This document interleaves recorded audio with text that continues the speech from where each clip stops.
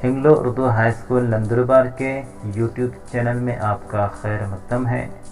जमात पंजुम माहौल का मुतालिया हिस्सा पहला।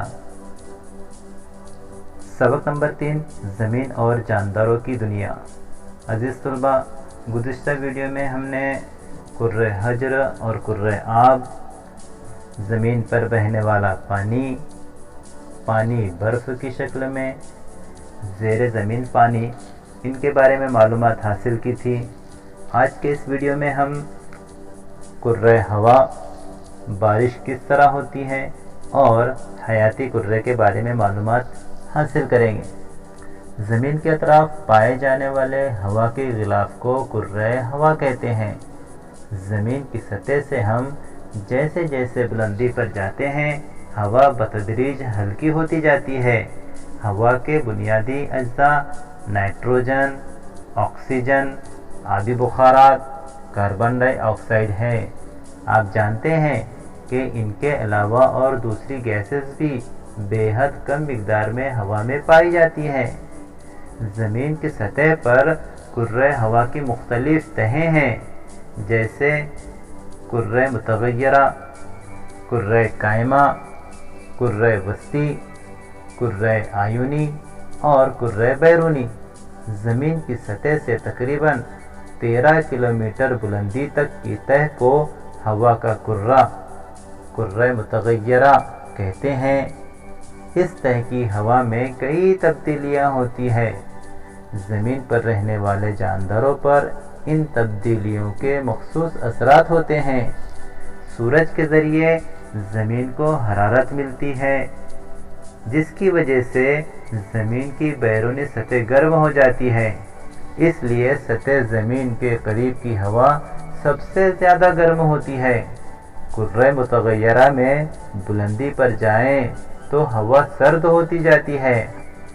हवाई कुर्रे के लगभग तमाम आबी बुखारात कुर्रे मुतग़य्यरा ही में होते हैं। इसलिए बादल, बारिश, गर्द, हवाएं, आंधियाँ जैसी आबो हवा से ताल्लुक़ रखने वाले वाक़यात कुर्रे मुतग़य्यरा ही में होते हैं।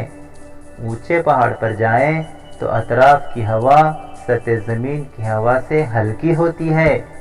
नक़ल व हमल के लिए इस्तेमाल होने वाले तमाम तैयारे यानी हवाई जहाज़ कुर्रे मुतग़य्यरा के बुलंद हिस्से में उड़ते हैं।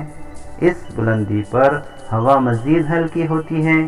तैयारा ऊंचाई पर जाने पर मुसाफिरों को तनफ़्फ़ुस के लिए यानी सांस लेने और सांस छोड़ने के लिए मुनासिब मिक़दार में हवा मिले, इसके लिए ख़ास इंतज़ाम किया जाता है। सतह ज़मीन से कुर्रे मुतग़य्यरा के बाहर तकरीबन 50 किलोमीटर तक की तह को कुर्रे कायमा कहते हैं। कुर्रे कायमा के निचले हिस्से में ओज़ोन गैस की तह पाई जाती है। सूरज से आने वाली बालाए बनफ़शी शुआएं जानदारों के लिए मुज़िर होती हैं।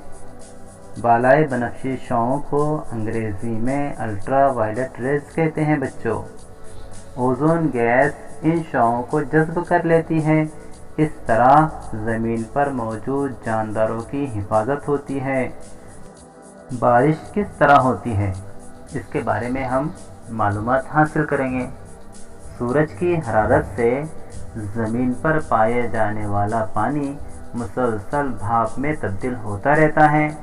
ज़मीन में जज़्ब शुदा पानी भी सूरज की हरारत से भाप में तब्दील होकर हवा में शामिल होता रहता है। भाप हवा से हल्की होती है, इसलिए वो कुर्रे हवा में बुलंदी पर जाती हैं। बुलंदी पर जाते हुए वो ठंडी होकर उसकी तकसीफ होती हैं और पानी के बारीक ज़र्रात बनते हैं। तुलबा, तकसीफ यानी आबी बुखारात का सर्द होकर माए में तब्दील होने का अमल। पानी के ये ज़र्रात इतने छोटे और हल्के होते हैं कि आसमान में बादल की शक्ल में तैरते रहते हैं। बारीक ज़र्रात मिलकर बड़े कतरों में तब्दील होते हैं। ये बड़े कतरे वज़नी होते हैं, इसलिए तैर नहीं सकते। یہ قطرے بارش کی شکل میں زمین پر گرتے ہیں۔ بارش کی شکل میں زمین پر گرنے والا پانی پرنالے، نالے، ندیوں کے ذریعے آخر میں سمندر سے جا ملتے ہیں۔ برفانی علاقوں میں سورج کی حرارت سے وہاں کی برف پانی میں تبدیل ہوتی ہے۔ یہ پانی بھی آ کر ندیوں سے جا ملتا ہے۔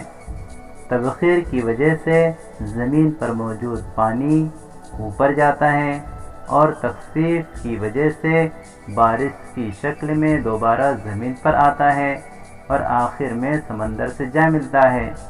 پانی کی تبخیر، تخفیف اور بارش جیسے افعال ایک چکر کی طرح جاری رہتے ہیں، جسے آبی چکر کہتے ہیں۔ اس طلبہ اب ہم حیاتی کرے کے بارے میں معلومات حاصل کریں گے۔ زمین پر ان گنت قسم کے جاندار پائے جاتے ہیں۔ زمین کے مختلف حصوں میں مختلف علاقے ہیں۔ کچھ حصوں میں زمین پر سال بھر برف کی تہ ہوتی ہے تو کچھ حصوں میں سال بھر آب و ہوا گرم رہتی ہے۔ کہیں اونچے پہاڑ تو کہیں میدان ہیں، کہیں بہت بارش ہوتی ہے تو کہیں خشک ریگستان ہیں۔ میٹھے پانی کے دریا ہوتے ہیں، اسی طرح کھارا پانی کے بحر اعظم ہوتے ہیں۔ ساحل کے قریب بحر اعظم اتھلا ہوتا ہے، کنارے سے دور بحر اعظم کئی کلومیٹر گہرا ہو سکتا ہے۔ ان مختلف علاقوں میں رہنے والے جانداروں میں بہت زیادہ تنوع نظر آتا ہے۔ مثلا قطبی برفانی علاقوں میں رہنے والے سفید بالوں والا قطبی ریچھ، افریقہ کے گھاس کے علاقے میں رہنے والا زیبرا، یا بر اعظم آسٹریلیا میں پایا جانے والا کنگارو جیسے حیوانات دوسرے کسی بھی علاقے میں نہیں پائے جاتے ہیں۔ ہاتھی اور شیر صرف گرم علاقوں میں پائے جاتے ہیں۔ مختلف علاقوں کے نباتات میں بھی تنوع نظر آتا ہے۔ جانداروں میں پایا جانے والا یہ تنوع ہی ان علاقوں کی خصوصیات قرار پاتی ہے۔